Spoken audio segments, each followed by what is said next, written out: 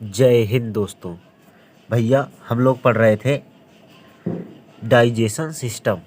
क्या पढ़ रहे थे? डाइजेशन सिस्टम भैया, डाइजेशन सिस्टम यानी कि पाचन तंत्र। तो आइए सबसे पहले जाने पाचन तंत्र। हमारा पाचन शुरू कहाँ से शुरू होता है? तो पाचन भैया मुख से शुरू होगा। मुख से कहाँ जाता है? उसके बाद ग्रास ग्रास नली में। कहाँ कहाँ जाता है भैया? ग्रास नली में। उसके बाद कहाँ आता है? अमाशय में। कहाँ आता है? अमाशय में। अमाशय के बाद छोटी आंत में। कहाँ आता है? छोटी छोटी आंत में। तो आइए सबसे पहले जाने। तो भैया मुख गुहा में यानी बक्कल कैविटी में 3 जोड़ी लार ग्रंथियाँ होती हैं। उसके बाद यहाँ पर कूच कांच के थूर थार के भोजन को आगे भेजा जाता है, जिसे ग्रास नली कहते हैं। ग्रास नली में आता है तो कर्मानुकंचन की यानी पचक ढुचक के इसे धीरे धीरे करके कर्मानुकंचन की क्रिया द्वारा ये अमाशय में आता है। अमाशय के 3 भाग होते हैं। पहले वाला जो है ऊपर वाला उसे कहते हैं कार्डियक, दूसरा जो है इसे कहते हैं फंडिक, और तीसरा जो है इसे कहते हैं पाइलोरिक।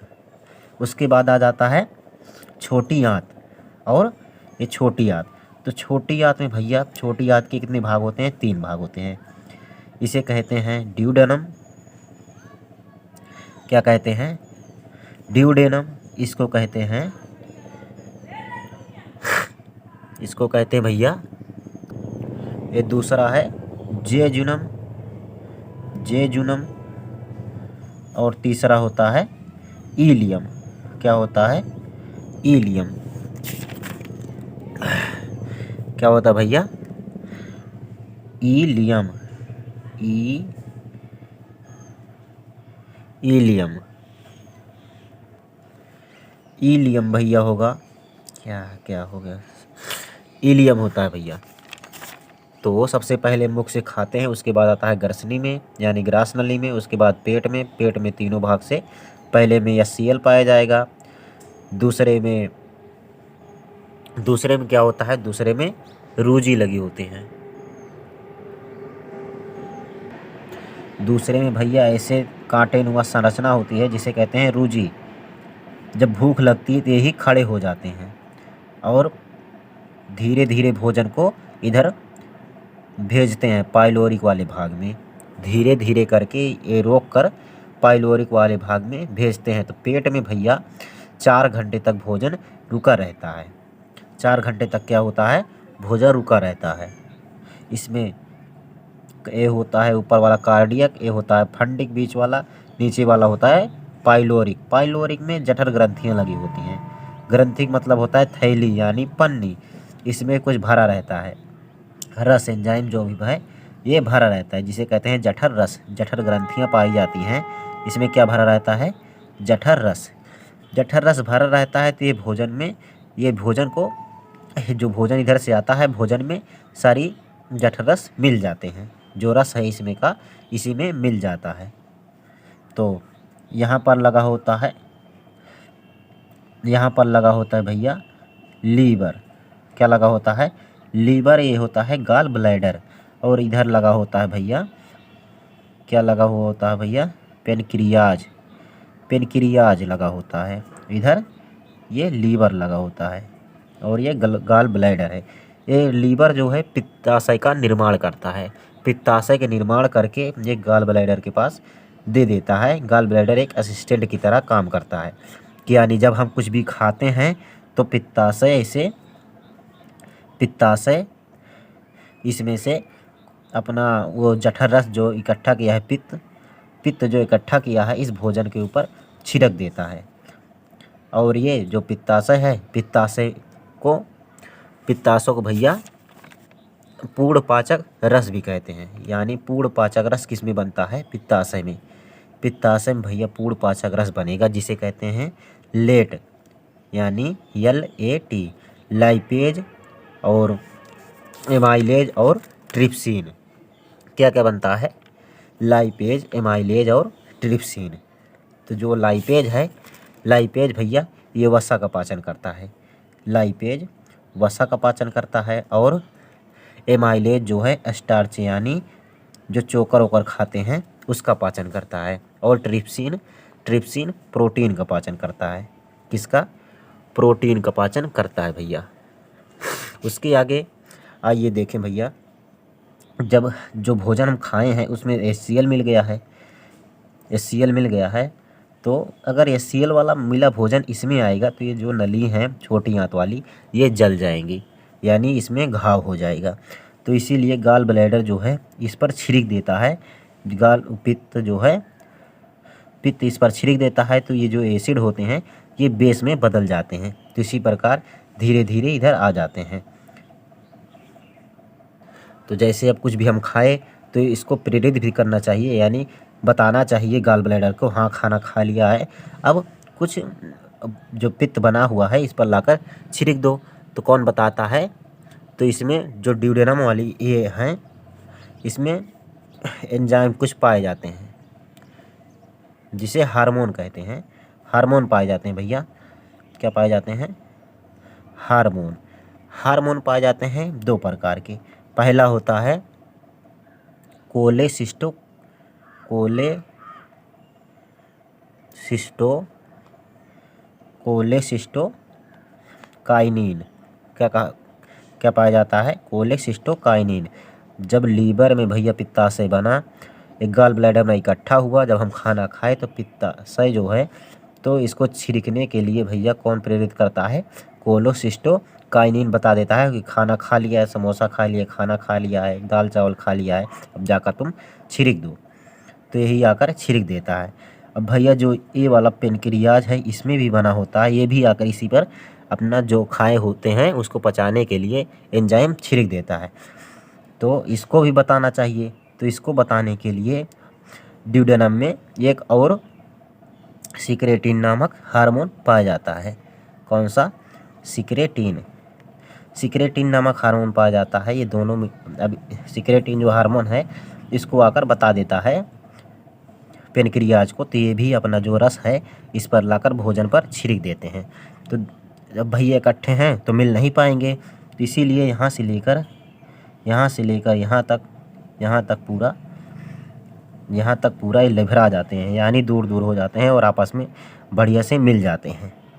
तो ड्यूडेनम में क्या होता है? जो रस है पूर्ण पाचक रस ये सब मिलता है।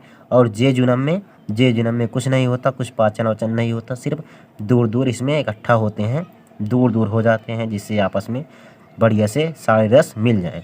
अब सबसे ज़्यादा मेन काम होता है इलियम में। किसमें? इलियम में। इलियम में क्या होता है? इसमें भैया ऐसे संरचना पाई जाती है, छोटी छोटी कांटीनुमा, जिसे कहते हैं विलाई। क्या कहते हैं? विली या विलाई, जो आप समझें। ये जो प्रोटीन वोटीन बना हुआ है उन सब का क्या कहते हैं? अवशोषण कर लेते हैं। तो विलाई जो है भैया क्या करती है? वो अवशोषण कर लेती है जितनी प्रोटीन वोटीन बनी हुई होती है। और इसमें से भोजन को पचाने के लिए ढेर सारे रस निकलते हैं। जैसे सुक्रोज को पचाने के लिए सुक्रेज, यानी सुक्रोज को पचाने के लिए क्या निकलता है? सुक्रोज निकलता है भैया। माल्टोज को पचाने के लिए माल्टेज निकलता है, माल्टोज को माल्टेज निकलता है। और ग्लूकोज को ग्लूकटेज निकलता है। क्या निकलता है? ग्लूकटेज निकलता है। और ढेर सारे प्रकार के एंजाइम भैया यहीं से निकलते हैं। अब यहाँ तक हो गया भैया। अब चलिए देखते हैं बड़ी आंत। बड़ी आंत में क्या क्या होता है। तो आइए भैया अब देखें, ये है बड़ी आंत। यहाँ तक तो ये थी छोटी आंत और यहाँ से ही बड़ी आंत जुड़ जाती है। बड़ी आंत के भैया 5 पार्ट होते हैं। कितने? 5 भाग होते हैं। कितने भाग भैया? 5 भाग। अब चलिए आइए देखते हैं। ये जो नीचे वाला गोल सा है इसे कहते हैं सीकम। क्या कहते हैं? सीकम भैया, ये जो गोल वाला है जहाँ से बड़ी आंत जुड़ी हुई है छोटी आंत से, उसे कहते हैं सीकम। तो आइए देखें उसके पार्ट बड़ी आंत के। ये वाला हो गया एसेंडिंग कॉलोन। क्या होता है? Ascending colon. और ये होता है ट्रांसवर्स कॉलोन। क्या होता है? Transverse colon. Transverse colon. उसके बाद आता है ये नीचे जो आई हुई है, इसे कहते हैं, नीचे आई हुई है इसे descending colon. Descending descending colon कहा जाता है। डिसेंडिंग कॉलोन हो गया। उसके बाद जो आधा आया है इधर, इसे कहते हैं सिग्मोइड कॉलोन। क्या कहते हैं? Sigmoid sigmoid colon. क्या कहेंगे? Sigmoid colon. ये जो फिर जहाँ पर मल वल आकर इकट्ठा होता है उसे कहते हैं रेक्टम। क्या कहा जाता है भैया? रेक्टम। रेक्टम कहा जाता है। तो ये बड़ी आंत में भैया, बड़ी आंत का काम क्या होता है? तो बड़ी आंत का काम होता है जो जल कहीं नहीं पचता, तो जल आकर बड़ी आंत में पचता है।